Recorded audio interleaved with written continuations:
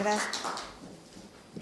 Cristi ha colaborado en empresas mexicanas, alemanas y escandinavas como gerente de gestión ambiental y salud ocupacional, directora de ventas y desarrolladora de negocios en proyectos de revalorización de biorresiduos y producción de biogás, ingeniera de procesos en diseños y operación de PETARS, EDARS, plantas de biogás y revalorización de biorresiduos. En el 2018, Cristi fungió como directora de 2 maestrías en la Universidad de Stuttgart. Es presidenta y fundadora del capítulo Hessen de la Red Global METS, RGMX en sus siglas, entidad mexicana que contribuye a la inserción de México en la economía global del conocimiento. Cristi colabora con la RGMX como impulsora de programas de emprendimiento de la mujer dentro de la RGMX Europa, al ser una científica e ingeniera ambiental México-alemana. Promueve activamente proyectos ambientales con un toque multicultural y transdisciplinario. En 2020 funda KFG Environ Smart Solutions, agencia de innovación tecnológica y social enfocada en educación sustentable, economía circular, revalorización de residuos orgánicos para la producción de energía renovable. En su rol como gerente de proyectos de innovación tecnológica, incluye la dirección de la estrategia comercial en México, desarrollando estrategias B2B, B2 y B2C para revalorización de biorresiduos en México. Les pediría un fuerte aplauso para Cristi nuevamente.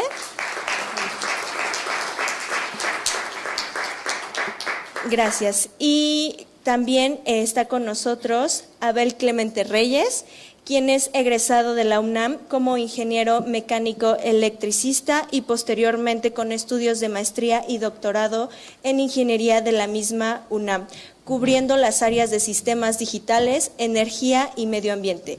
Cuenta con más de 38 años de experiencia profesional desarrollando e implementando proyectos de ingeniería en las áreas de petróleo y gas, tratamiento de agua, energías renovables, sistemas digitales de automatización, control y telecomunicaciones. También ha brindado consultoría y asesoría especializada en temas de hidrocarburos y bioenergía en distintas instituciones como Semarnat, Cernet, CEDER, Pemex, CFE, gobiernos de las entidades federativas Ciudad de México, Estado de México y Puebla.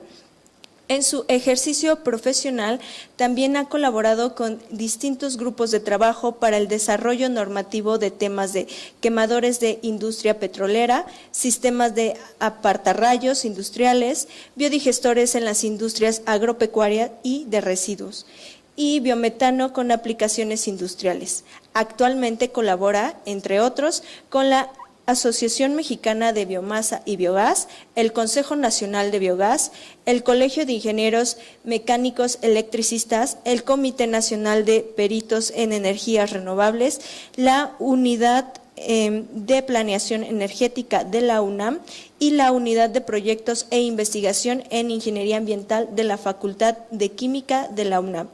En su actividad profesional en el sector hidrocarburos, ha participado en el diseño, construcción y puesta en operación de distintos equipos de procesos como separadores, quemadores, depuradores, hornos, sistemas de medición, control, telecomunicaciones y automatización en instalaciones petroleras terrestres y marinas. Cuenta con el registro número 15 como perito colegiado certificado en bioenergía del Comité Nacional de Peritos en Energías Renovables del Colegio de Ingenieros Mecánicos Electricistas. Por favor, les pido un fuerte aplauso para Abel.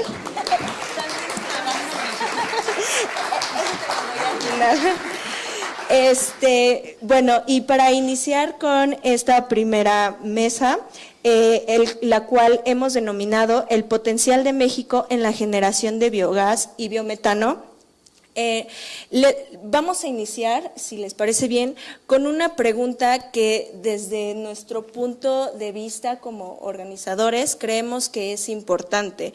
¿El potencial de generación y uso de biometano en México es suficientemente atractivo para atraer inversiones de gran escala o más bien está limitado a unos cuantos proyectos regionales? Si gustas, te puedo dar la palabra, Cristi.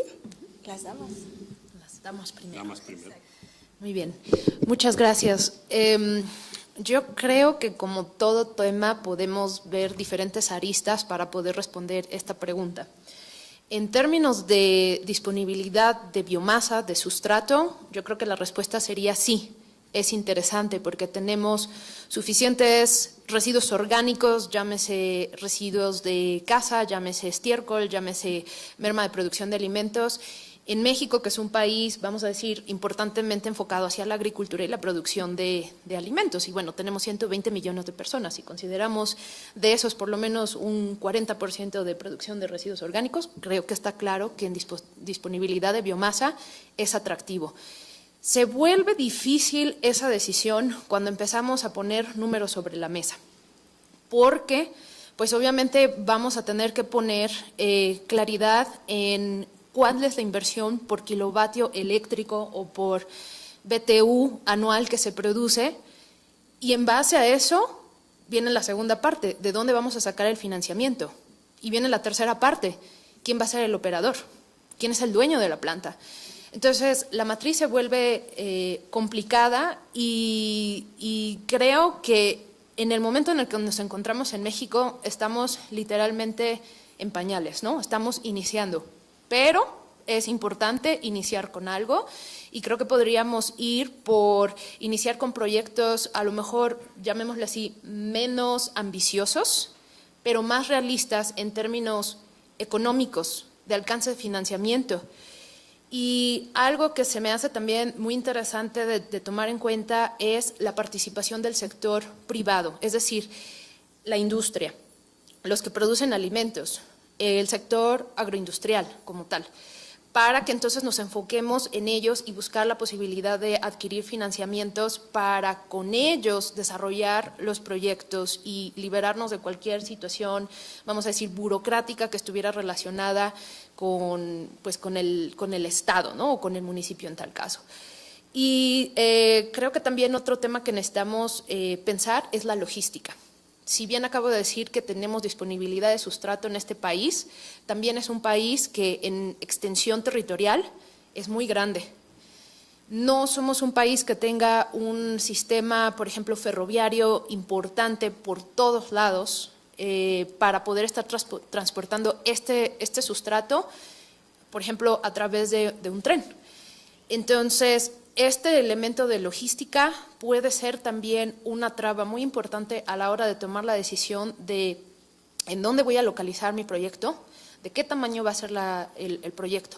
Ahora mismo en la empresa, en KFG, tenemos un posible proyecto de un cliente que nos está pidiendo desarrollar una megaplanta de 14 megavatios eléctricos para Yucatán, pero el reto es transportar los casi 7,000 toneladas de estiércol al día en materia fresca que se tiene contemplada. Y hay radios de 80 y 100 kilómetros de movimiento solamente para llevar el material.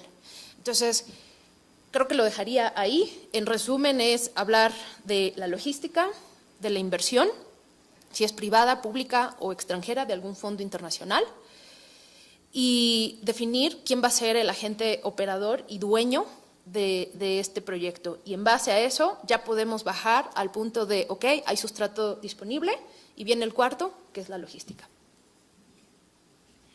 Abel, ¿gustas comentarnos algo al respecto? El reto es muy grande y la aproximación pues es bastante compleja. En ese sentido, no quiere decir que los ingenieros no lo podamos resolver, claro que sí, para eso somos ingenieros. Pero bueno, en este contexto, como dicen por ahí, lo que no se mide, pues no se puede mejorar. Y en este sentido yo quisiera compartirles, pues tanto aquí en sitio como en forma remota, lo que contiene la presentación que estamos hablando, porque hemos hecho una serie de estudios, una serie de análisis en cuanto a dónde y cómo conviene hacer la inversión. En México, si estamos hablando, por ejemplo, de dónde sacar la biomasa, muchas veces los medios tradicionales se centran en dos cosas, o bien estiércoles o bien, en este caso, lo que es residuos sólidos urbanos, su fracción orgánica. Y son importantes, no hay que negarlo. Sin embargo, en ese sentido, para empezar a tener una idea de qué estamos hablando, tenemos 5 fuentes diferentes de biomasa, que estamos hablando, por un lado, los residuos sólidos urbanos, los residuos agrícolas, los residuos ganaderos, que en este caso los estiércoles son residuos ganaderos, los residuos de las plantas de tratamiento de aguas y además los residuos dendroenergéticos o forestales. Sin entrar demasiado en detalle, más o menos en cuanto al potencial de lo que estamos viendo, sería en México una producción al año en el orden de 150 millones de toneladas de este tipo de residuos. En este sentido, en la presentación, si algún día llega, bueno, la veremos, esperemos que no nos alcance el calentamiento global antes, pero bueno, en ese sentido, lo que hemos hecho es todo un estudio en relación con la dispersión. Generalmente, uno de los grandes problemas que enfrenta tanto la iniciativa privada como lo que es el sector gobierno es ¿dónde rayos pongo mi basura y qué le hago? Y en cuanto tú la tengas es tu problema, no el mío. Y además que no me cueste, ¿no? Y los privados, ¿qué es lo que buscan? Pues precisamente de allegarse una materia prima que de alguna forma tenga el menor costo posible. En este contexto, dentro de lo que hemos estado estudiando, se puede hablar de que hemos caracterizado prácticamente las 32 entidades federativas del país y en ese sentido, por ejemplo, las que más resaltan en cuanto a potencial, justamente tienen que ver no nada más con un solo tipo de residuos, sino en general de los que he hablado, y estamos hablando, los casos típicos, Nuevo León, Jalisco, Guanajuato, Estado de México, son los que mayor potencial tienen. Sin embargo, en este sentido, prácticamente se podría decir que el recurso biomásico se encuentra disperso en todo el territorio nacional. Ahora, ¿qué es lo importante? Ya por fin llegó. Bueno, vamos adelantando, por favor. Muchas gracias. Adelante, por favor, si podemos avanzar la otra más, ya después platicaremos quién soy. Esa ya la dije, la siguiente, esa ya la mencioné, ahí están los 140 millones de toneladas que decía. Esta plática, cuando nos invitaron, precisamente tenía que ver con el potencial. En cuanto a lo que es un área que generalmente no se considera mucho, es los procesos de gestión de residuos sólidos urbanos. En ese sentido, hay mucha quema todavía de basura en muchas partes del país. Eso podríamos decir es grave, sí, pues influye en la calidad del aire, influye en la parte de salud, pero lo importante es de que hay programas, hay proyectos que tienen financiamiento para la construcción de nuevos sitios de disposición final. Lo que estamos propugnando en un momento dado es, en lugar de construir un relleno sanitario, construir plantas de biodigestión anaerobia, y eso es una solución muy importante que incide en las NDCs y por consecuencia en ASG y en todo lo que quieran de financiamiento, es un tema importante. La siguiente, por favor. Ahí lo que estábamos mencionando hace un momento, justamente hemos dado varias pláticas y algo que sí quiero comentar. La bioenergía es la única forma de energía renovable que depende de la actividad humana. Esto que nos lleva a que de alguna forma el crecimiento económico, el crecimiento poblacional inciden en ella y hemos hecho varios modelos interesantes. Para no aburrirlos con matemáticas, sino lo que quisiera llegar es esta gráfica, como lo pueden ver en el lado izquierdo, hay una serie de barras de aquí al 2050 y en ese sentido el potencial que tiene México en el caso particular de bioenergía, si lo considerásemos nada más en el sector eléctrico, estaríamos hablando de potencial de 7,000 megawatts. Es un mundo de energía viéndolo así. Si lo vemos en este caso en el mapa, pues es justamente donde estábamos comentando, las mejores ubicaciones donde hay más materia orgánica y aquí quiero comentar, no nada más es un solo tipo de materia, sino pasamos a la siguiente, por favor. Ahí lo que podemos ver es diferentes regiones donde tienen diferentes costos, porque además algo que también es importante, ya que se mencionó hace un momento, no se tira la basura igual en México, en Ciudad de México, que en Nuevo León, que en Baja California, que en Yucatán. ¿Por qué? Porque las composiciones son diferentes, los contenidos son diferentes. En este sentido, ya que hablaba de los 7,000 megawatts, por ejemplo, ahí podemos ver en las regiones de SENACE donde tenemos el mayor potencial, y entre ellos obviamente está en el occidente, porque hay más materia orgánica. Una pregunta que generalmente hace cualquier inversionista, ya lo vimos en la mesa, es pues, ¿dónde invierto que me produzca y que además sea redituable? Bueno, pues en ese sentido, nosotros hemos caracterizado y el mercado de bioenergía como potencial en varios de sus formatos. Estamos hablando de un mercado de 14,000 millones de dólares, ya existente.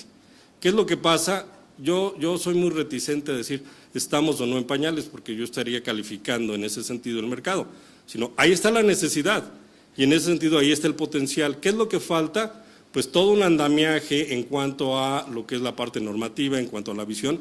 Muchas veces los mismos generadores de la biomasa no tienen esa visión, y si hay una constante universal después de la gravedad es no tengo dinero, punto. Entonces hay que buscar formas innovativas, pero aquí lo interesante está que, por ejemplo, podemos llegar a costos de generación en el orden de 3 centavos de dólar por kilowatt. Es una cantidad bastante importante cuando el comercial anda en 6. Pasamos a la siguiente, por favor. En ese sentido, también la parte que se debe de ver es los empleos. El mercado de bioenergía, estamos hablando que tiene en ese sentido, y en general de las renovables de aquí al 2050, un mercado potencial de 2 millones de empleos. ¿Eso qué implica? También hay financiamiento para empleo verde y también se tiene que ver. Entonces, poner una planta de biogás, poner una planta de biodigestión, una planta de pirólisis, como lo queramos llamar, también lleva empleos verdes y eso implica también financiamiento. La siguiente, por favor. Esto es lo que les mencionaba hace rato. Las barritas, desgraciadamente, salen muy cortas, pero cuando lo vean en su computadora lo podrán ampliar. Y pueden ver que está caracterizada las 32 entidades con los 5 tipos de biomasa que estoy mencionando. Y en esencia estamos hablando de que hay un potencial de 587,000 toneladas al día que se generan en el país. Y la pregunta que todo el mundo haría, bueno, ¿y eso en biogás en qué me representa? Si vemos la gráfica del lado derecho, bueno, pues ahí está una marcación en el cual eso nos daría en el orden de 7 millones de metros cúbicos normalizados al día, que es un montón de biogás.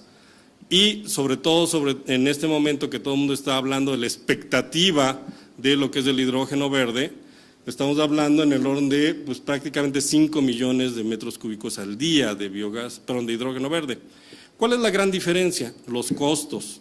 En este sentido, el obtener hidrógeno a través de biogás es de las formas más económicas y que implica una huella muy pequeña en lo que se esté implementando, y de alguna forma pues esos son los potenciales, eso es lo que existe, querámoslo o no, invertamos o no, pensemos o no, esa biomasa existe, entonces el chiste es aprovecharla. La siguiente, por favor.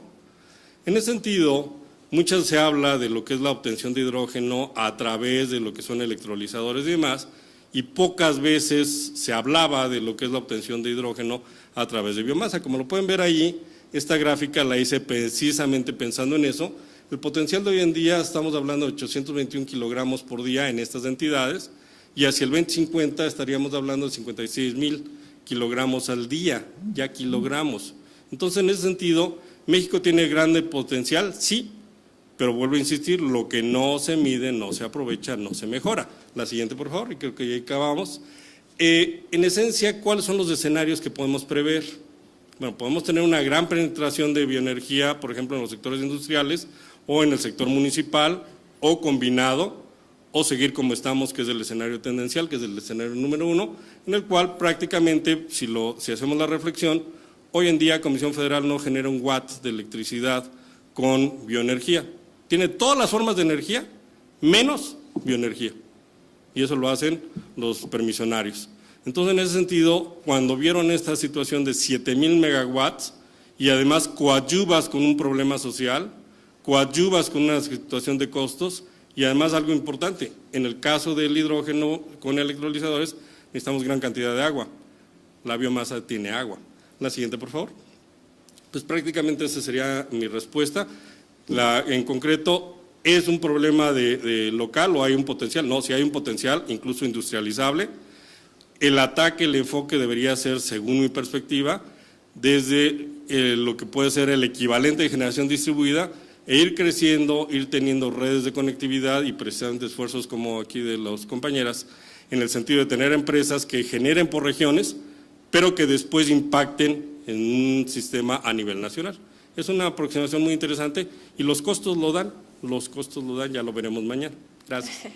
Muchas gracias, Abel. Cristi, lamentablemente se nos acabó el tiempo. No sé si haya una pregunta por parte del público, si no las pueden hacer llegar y en un momento que tengamos no las pueden responder. Yo nada más, para cerrar ya esta primera mesa, me gustaría resaltar ciertos puntos en los que realmente coincido con los dos y creo que también ustedes que tienen tantos años en este ámbito, su trayectoria es impresionante. Creo que México tiene un gran potencial para explotar esta biomasa, pero sobre todo que, como bien lo mencionabas, Cristi, estamos aún en pañales, es importante seguir trabajando en el área, pero sobre todo voltear a ver a estas empresas, a la parte académica que ha desarrollado mucha información, pero lamentablemente la inversión siempre es complicada, obtenerla para desarrollar todo este tipo de proyectos. Entonces, solamente resaltar, tenemos la biomasa, ya Abel nos dio números muy fuertes que realmente son impresionantes y sobre todo todas las ventajas, sobre todo económica, que es lo que siempre buscan las empresas, un beneficio y bueno, dar una solución para todos estos residuos que se generan todos los días y que eso pueden pasar muchos años y seguiremos generando, sobre todo porque no tenemos una cultura para hacer un manejo diferente, ¿no? Entonces, les agradezco mucho que nos hayan acompañado